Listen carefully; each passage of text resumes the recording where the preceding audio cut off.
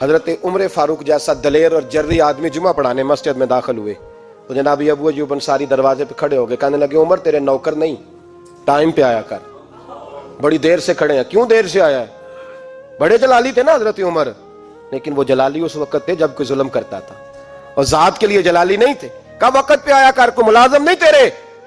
تو سیدنا فاروق اعظم منبر پہ چڑھے اور فرمانے لگے اللہ ابو ایوب انصاری کا بھلا کرے، جب تک اس طرح کے لوگ موجود ہیں کوئی بادشاہ بگڑے گا نہیں، اللہ اس کا بھلا کرے، اس نے میری توجہ صحیح۔ اور پھر عمر رو پڑے، رو کے فرمانے لگے مسلمانوں معاف کر دو، غلطی کوئی نہیں، میرے پاس کرتا ایک ہی ہے، اور عبداللہ کی ماں نے وہ دھو کے خشک ہونے کو ڈال دیا تھا، غریب ہوں، کرتا دوسرا کوئی نہیں، تو وہ ذرا نا خشک ہونے میں آ کے دیکھ لو، ابھی بھی گیلا ہے، مجھے معاف کر دو، میری غلطی نہیں ہے۔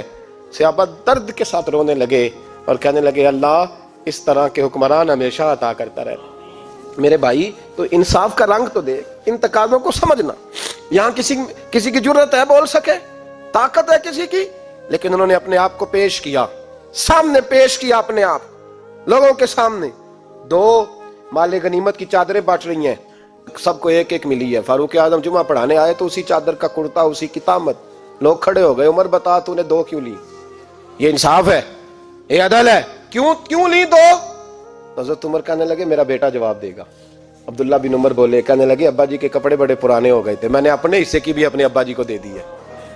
دیکھیں نا یہ انصاف میرے نبی پاک نے کیا ہے، صحابہ نے سیکھا ہے۔